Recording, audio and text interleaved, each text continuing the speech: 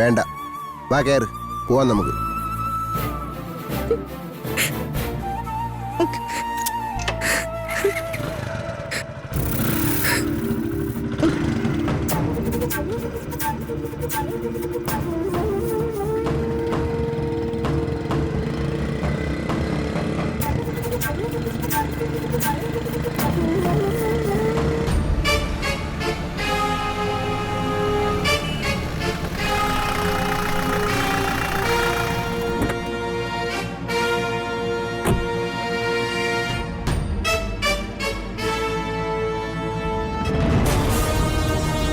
അഞ്ജലി, അഞ്ജലി, അഞ്ജലി, അഞ്ജലി, അഞ്ജലി, അഞ്ജലി, അഞ്ജലി.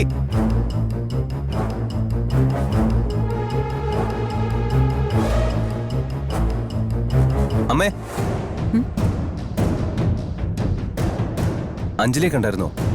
മനസ്സിലായില്ല. അമ്മ അഞ്ജലിയെ കണ്ടായിരുന്നോന്ന്? ഏത് ഡിഗ്നിഫൈഡ് ആയിട്ട് ലോ പ്രാക്ടീസ് ചെയ്യുന്ന അഡ്വക്കേറ്റ് അഞ്ജലിയെ കണ്ടോന്നാണോ നീ ചോദിക്കുന്നത്? ഈ വീട്ടിൽ തൽക്കാലം ഇപ്പൊ ആ ഒരു അഞ്ജലി മാത്രമല്ലേ ഉള്ളൂ. സോറി, ഞങ്ങൾക്ക് ആ അഞ്ജലിയെ ഈ വീട്ടിൽ ആവശ്യമില്ല. ഞങ്ങളൊരു ആവശ്യത്തിന് പുറത്തോട്ട് ഇറങ്ങുക. ഞങ്ങളോട് ചോദിക്കണ്ട. ഇവിടെ ഉള്ളവരൊന്നും അന്തസ്സില്ലാത്തവരായതുകൊണ്ടായിരിക്കും അവള് ഞങ്ങളോട് മര്യാദകേട് കാണിച്ച് ധിക്കാരപൂർവ്വം പുറത്തോട്ടിറങ്ങി പോയത്. പുറത്തോട്ട് പോയോ? എവിടേക്ക്? അത് നീ പോയി അവളെ കണ്ടുപിടിച്ച് ചോദിക്ക. നാണമില്ലേടാ നിനക്ക് സ്വന്തം ഭാര്യ എവിടെ പോയെന്ന് മറ്റുള്ളവരോട് ചോദിക്കാൻ? കഷ്ടം തന്നെ. നീ വായിന്തോ, ഞാൻ കൂടുതൽ സംസാരിച്ചാൽ ശരിയാവില്ല.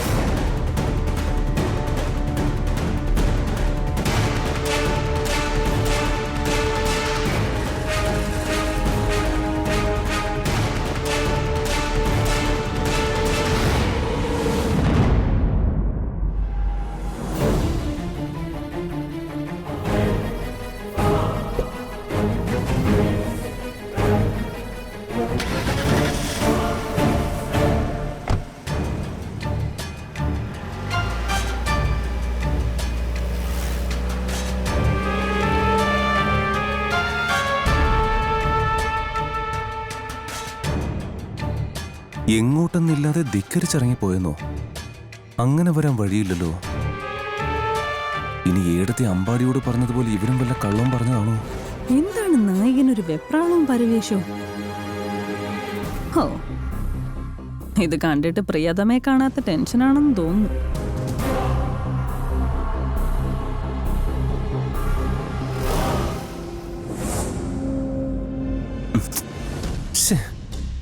ചേട്ടാ, ഈ അഞ്ജലി എന്താ ഫോൺ വിളിച്ചിട്ട് എടുക്കാത്ത? എങ്ങോട്ടെങ്കിലും പോവാണെങ്കിൽ അറ്റ്ലീസ്റ്റ് ഒന്ന് പറഞ്ഞിട്ട് പോക്കൂടെ?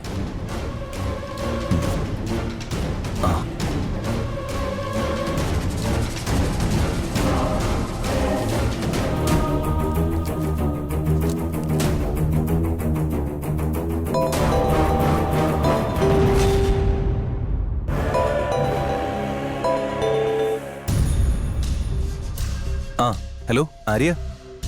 എന്താ അർജുൻ? അഞ്ജലി അങ്ങോട്ട് വന്നിരുന്നോ? വന്നിരുന്നു. വന്നോ? എപ്പോ? അല്ല, അവൾ എന്തിനാ അങ്ങോട്ട് വന്നത്? വന്നിട്ട് എന്തെങ്കിലും പ്രത്യേകിച്ച്? ഇല്ല, അങ്ങനെ കാര്യമായിട്ടൊന്നും പറഞ്ഞില്ല. വന്നു, കേസ് ഫയലുകളും കോട്ടും ഒക്കെ എടുത്തു, അപ്പൊ തന്നെ പോവുകയും ചെയ്തു. ഓ, ഐ സി.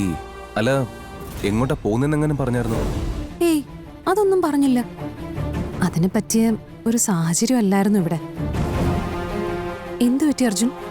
അവൾ ഇങ്ങോട്ട് പോരുന്ന കാര്യം അർജുനോട് പറഞ്ഞില്ലായിരുന്നോ? ഏയ്, ഞാനിവിടെ ഇല്ലായിരുന്നോ. അതുകൊണ്ട് അഞ്ജലി എങ്ങോട്ടാ പോയതെന്ന് ഞാൻ അറിഞ്ഞില്ല. ഫോൺ വിളിച്ചിട്ടാണെങ്കിൽ കിട്ടുന്നുമില്ല. ഞാനേതായാലും ഒന്നുകൂടെ ട്രൈ ചെയ്ത് നോക്കാം. ശരിയെന്നാ.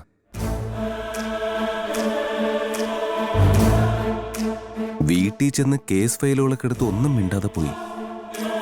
അപ്പൊ അവൾ എങ്ങോട്ടായിരിക്കും പോയിട്ടുണ്ടാവുക? ഇനിയൊരു പക്ഷെ കോടതിയിലേക്കെങ്ങാനും. ഈശ്വര, ഇനി അവിടെ ചെന്ന് അച്ഛനുമായിട്ട് എന്തെങ്കിലും പ്രശ്നം.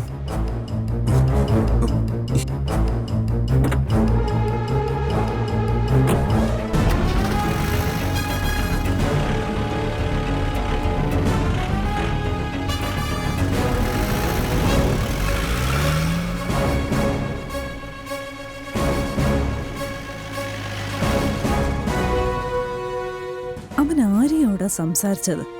പിന്നെ കോടതിയെന്നും പറയുന്നു കേട്ടു. അപ്പൊ പിന്നെ അവളുടെ ഇറങ്ങിപ്പോക്ക് വേറെ ഒരു പോക്ക് ആവില്ലെന്ന് തീർച്ച. അതിന് പിന്നിൽ തീർച്ചയായും ഒരു അജണ്ടയുണ്ട്. കുടിച്ച വെള്ളത്തിൽ വിശ്വസിക്കാൻ പറ്റില്ല അവളെ. അവൾ എന്തിനായിരിക്കും ഇറങ്ങിപ്പോയത്? ഇനി ചിലപ്പോ കോടതിയിലോട്ടെങ്ങാനും പോകാനുള്ള പ്ലാനോ മറ്റോ ആണോ? അതെങ്ങനെയൊന്നും അറിയുന്നേ? വഴിയുണ്ട്.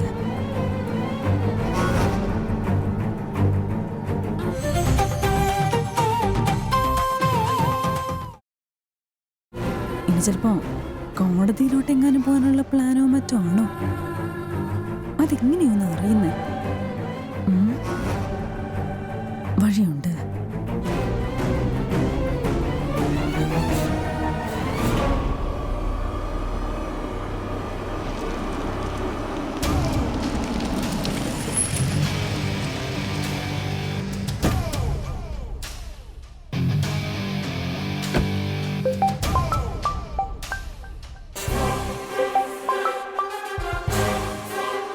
ഹലോ അനുപമ.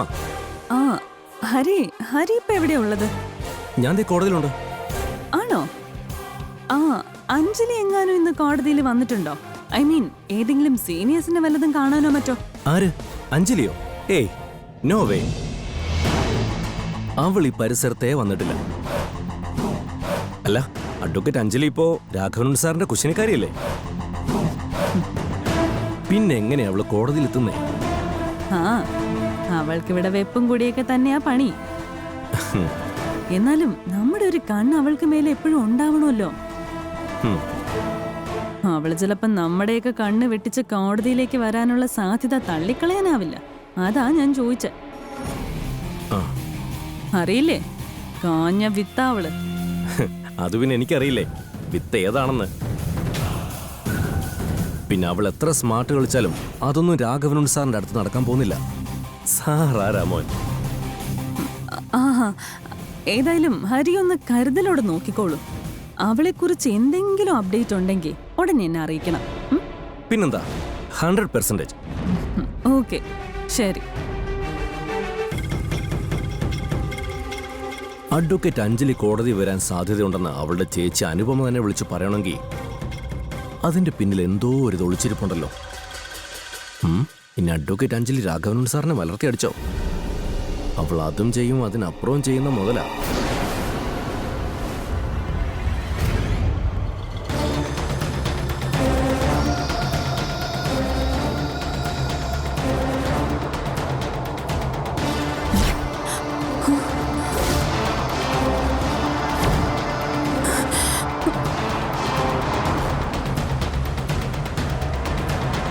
ദൈവമേ, അഭി പറഞ്ഞതിനേക്കാൾ നേരത്തെയാണല്ലോ അഭി വന്നിരിക്കുന്നത്.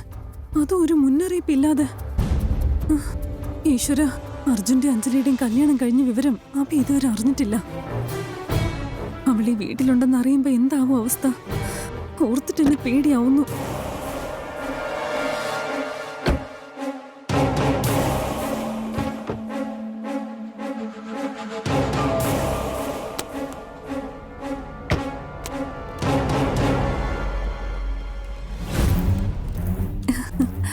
ആ അഭി, ഗുഡ് മോർണിംഗ്. അഭി എന്താ ഒരു മുന്നറിയിപ്പും ഇല്ലാതെ? മുന്നറിയിപ്പ് തന്നിട്ട് വരാൻ ഞാൻ ഇടിയും മിന്നലും പേമാരിയൊന്നും അല്ലല്ലോ. അല്ല, ഒന്ന് പറഞ്ഞിട്ട് വന്നിരുന്നെങ്കിൽ. അല്ല, പറഞ്ഞിട്ടാണ് വന്നിരുന്നെങ്കിൽ അഭിക്ക് ഇഷ്ടപ്പെട്ട എന്തെങ്കിലുമൊക്കെ തയ്യാറാക്കി വെക്കായിരുന്നു.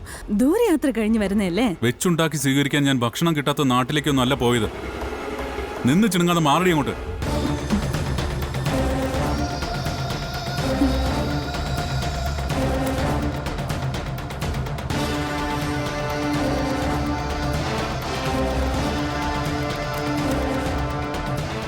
ഈശ്വര, വന്നപ്പോഴേ ആകെ ദേഷ്യത്തിലാണല്ലോ. ഇനി ആ അഞ്ജലി ഈ വീട്ടിൽ കാണുമ്പോ എന്തായിരിക്കും സംഭവിക്കാൻ പോകുന്നത്?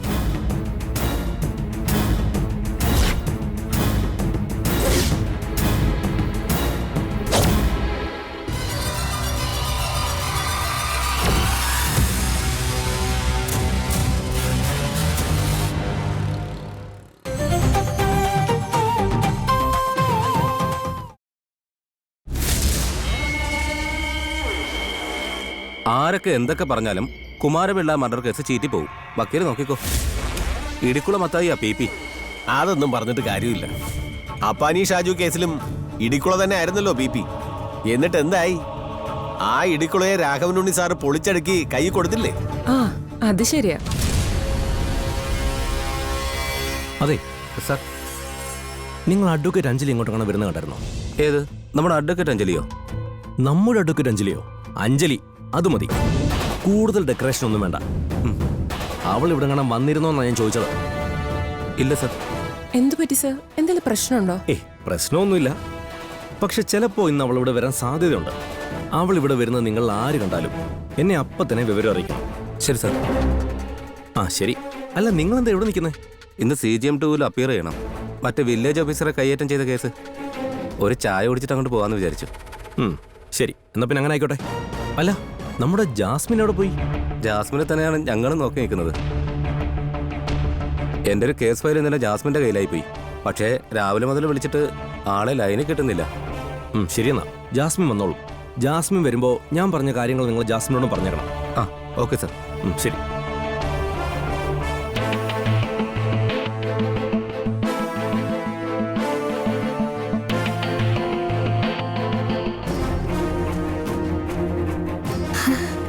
ഹരി സാറേ, നമ്മുടെ ജാസ്മിൻ പണി പറ്റിച്ചല്ലോ. പണി പറ്റിച്ചെന്നോ? താൻ കിതയ്ക്കാതെ കാര്യം പറ. ഞാനിങ്ങോട്ട് പോരുന്ന വഴിക്ക് ജാസ്മിനെ കുടുംബ കോടതിയുടെ മുന്നിൽ വെച്ച് കണ്ടായിരുന്നു. അവളേതോ കക്ഷികളുമായിട്ട് സംസാരിച്ചുകൊണ്ട് നിൽക്കായിരുന്നു. കണ്ടിട്ട് സ്വന്തമായിട്ട് എന്തോ കേസ് എടുത്ത ലക്ഷണമാ. സ്വന്തമായിട്ട് കേസെടുത്തുന്നോ? ആര്? നമ്മുടെ ജാസ്മിനോ? അല്ല സാറേ, ഇതിപ്പോ രാഘവൻ സാർ അറിഞ്ഞ ആകെ കുഴപ്പമാവുമല്ലോ. രാഘവനുണ്ണി അസോസിയേറ്റ്സിൽ നിന്നുകൊണ്ട് രാഘവനുണ്ണി സാർ അറിയാതെ ജാസ്മിൻ സ്വന്തമായിട്ട് കേസ് എടുത്തിട്ടുണ്ടെന്ന് പറഞ്ഞാൽ താൻ പറയുന്നത് നേരാണോ? അതെ, ജാസ്മിന് കക്ഷികളുമായി സംസാരിക്കുന്നത് ഞാൻ കണ്ടതല്ലേ സാറേ. താൻ പറഞ്ഞ നേരാണെങ്കിൽ ഉടനെ അത് രാഘവനുണ്ണി സാറിനെ അറിയിക്കണം. സാറ് കൈകാര്യം ചെയ്തുള്ള കാര്യം. താൻ വാ.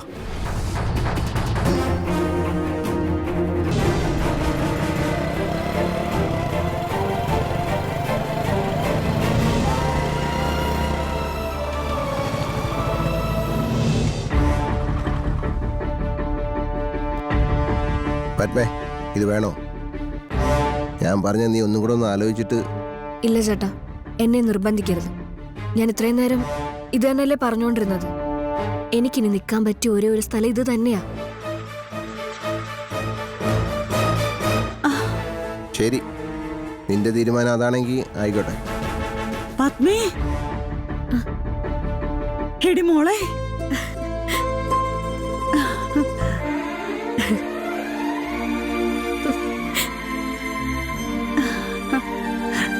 അമ്മേ,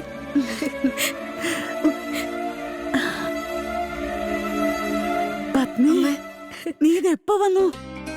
നിനക്ക് സുഖാണോടി കൊച്ചേ? നീ അറിഞ്ഞിരുന്നോ ഇവിടെ നടന്ന കാര്യങ്ങള്? അറിഞ്ഞു. നമ്മുടെ അഞ്ജലി. പത്മേ,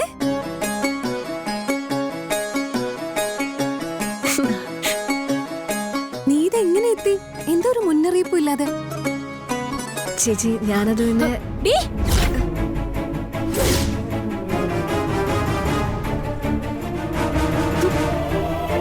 എന്താടി ഒരുപ്പെട്ടവളെ, നീ പിന്നെയും കേറി വന്നല്ലേ? പശുവും ചത്ത് മോരിലെ പുളിയും പറ്റി. ഇനി എന്തിനാടി നീ ഇങ്ങോട്ട് എഴുന്നള്ളിയത്? എന്താ നിന്റെ ഉദ്ദേശം?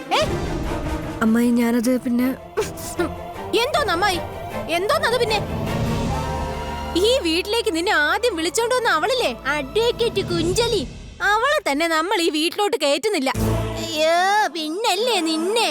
അമ്മയൊന്ന് നിർത്തുന്നുണ്ടോ? ഇല്ല, നിർത്തുന്നില്ല. എന്തേ? നീ എന്നെ മൂക്കി കയറ്റോ? ഒന്ന് അടങ്ങേണ്ട ഇന്നരെ. അഞ്ജലി ഉണ്ടെങ്കിലും ഇല്ലെങ്കിലും നീ ഒരു കാര്യം മറക്കരുത്. കുറച്ചു നാളാണെങ്കിലും ഇവള് ഈ വീട്ടിൽ നമുക്കെല്ലാവർക്കും വെച്ചുണ്ടാക്കി തന്നിട്ടുള്ള പെണ്ണാ. ഓ, ഇവളിവിടെ വന്നു എന്ന് കരുതി ശിവരാമേട്ടൻ ഒന്നും പറയില്ല. അഞ്ജലിയോടുള്ള ദേഷ്യം ശിവരാമേട്ടൻ ഇവളോട് കാണിക്കാനും പോകുന്നില്ല. അതെനിക്ക് ഉറപ്പാ. ദേ കിടക്കുന്നു പിന്നെ. ശിവരാമേട്ടൻ ദേഷ്യം കാണിച്ചാലേ എനിക്ക് പിന്നെ ഓണം വന്ന പോലെയാണല്ലോ അല്ലേ? അത് കൊള്ളാം.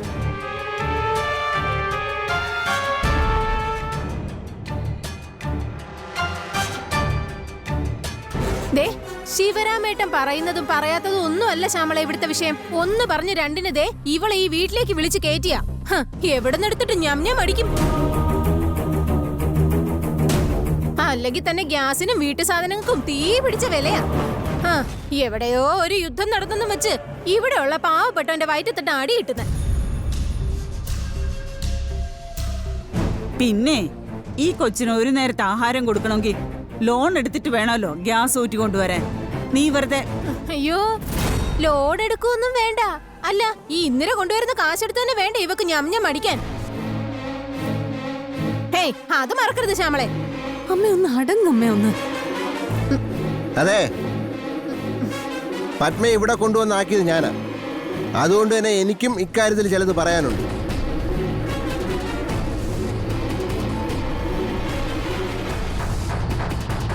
അല്ല നിന്നെ ഞാൻ എവിടെയോ കണ്ടിട്ടുണ്ടല്ലോ. ഞാൻ അമ്പാടി. ആരാ ഏതാന്നൊക്കെ ഇവിടെ ഉള്ളവരുടെ ഞാൻ മുമ്പേ പറഞ്ഞിട്ടുണ്ട്. അല്ലെങ്കിൽ തന്നെ ഞാൻ ഏതാണെന്നുള്ളതല്ലല്ലോ ഇവിടുത്തെ വിഷയം. വിഷയം പത്മയല്ലേ. അഞ്ജലി പറഞ്ഞിട്ട് അവള് കുറച്ചു കാലം മാറി താമസിച്ചത് ഈ അമ്പാടിയുടെ വീട്ടിലാ, എൻ്റെ. ഇപ്പൊ ഇവിടെ അഞ്ജലി ഇല്ലാത്തതുകൊണ്ട് പത്മയുടെ കാര്യത്തില് അഞ്ജലിയുടെ അമ്മ പറയുന്നതാണ് ശരി.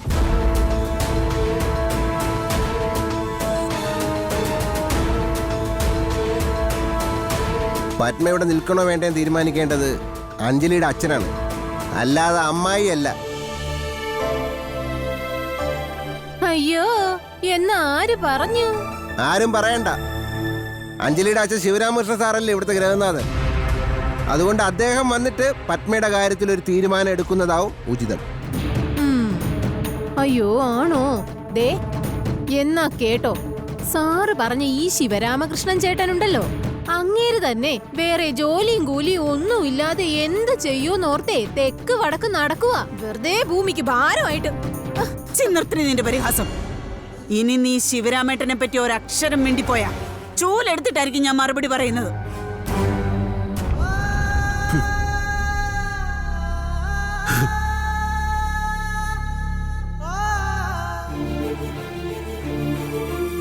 പത്മ ഇവിടെ നിൽക്കും എന്റെ കൂടെ ഈ വീട്ടിൽ.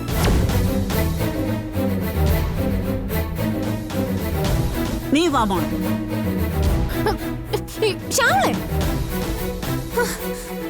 നിങ്ങക്ക് തൃപ്തിയായല്ലോ അല്ലേ? ഇങ്ങനെ ഒരു ജന്മം കഷ്ടം തന്നെ. കഷ്ടം നിന്റെ. ഒരു കുമ്മായി വന്നില്ല. അല്ലെങ്കിലും കാശിന്റെ കാര്യം പറയുമ്പോ മാത്രം ഇവിടെ എല്ലാരും ഒറ്റ കെട്ടാ. വല്ലതും വന്ന് തിന്നണമെങ്കിൽ ഇന്നലെ തന്നെ കൊണ്ട് കൊടുക്കുകയും വേണം. കാണിച്ചു കൊടുക്കുന്നുണ്ട് ഞാൻ എല്ലാത്തിനും. എന്റെ ഫോൺ.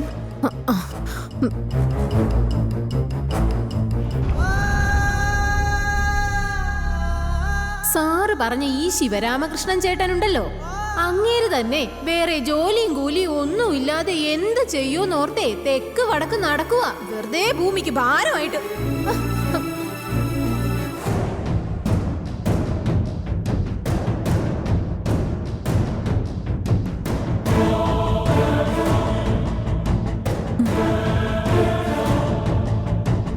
ഈശ്വര, അഭി ഇതുവരെ അവൾ ഇവിടെ താമസമായത് അറിഞ്ഞിട്ടില്ല. അറിയുമ്പോ എന്താവും റിയാക്ഷൻ എന്നൊരു പിടിയും കിട്ടുന്നില്ലല്ലോ. അഭി വീണ്ടും പഴയതുപോലെ അഞ്ജലിയുടെ പിന്നാലെ പോയാ, അല്ലെങ്കിൽ എന്നെ ഒഴിവാക്കാനായിട്ട് വേറെ എന്തെങ്കിലും ചെയ്യുമെന്ന് ആലോചിച്ചിട്ട് എനിക്ക് തലയ്ക്ക് ഭ്രാന്തളകുവാ.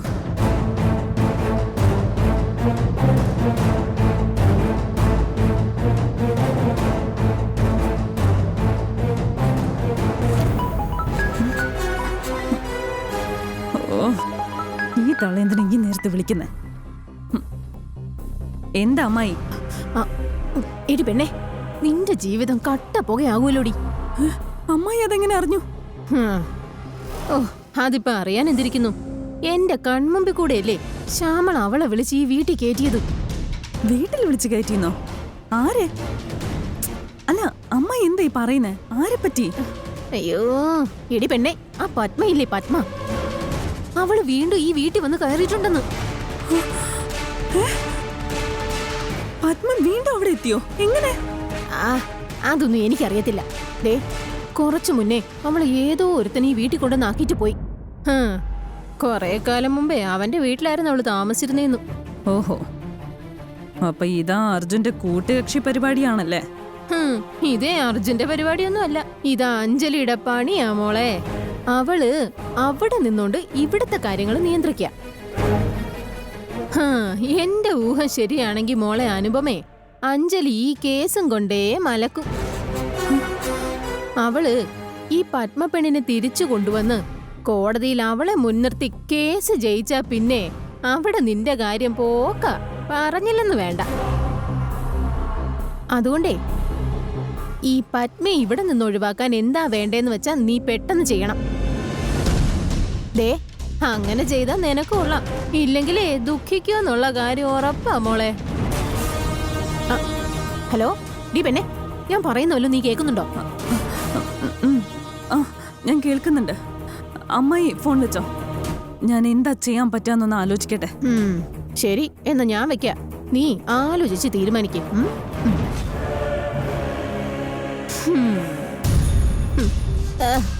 ഇന്ദിരയുടെ അടുത്ത് അച്ചാമളയുടെ വീട്ടുകാർ ചമഞ്ഞുള്ള കളി.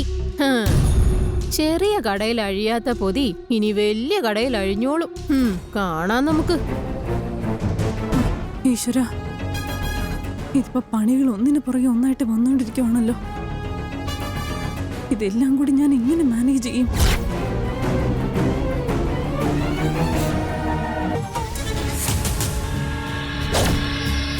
നീ എന്താടി ഞാനറിയാതെ സ്വന്തമായിട്ട് വക്കാലത്തിൽ തുടങ്ങി?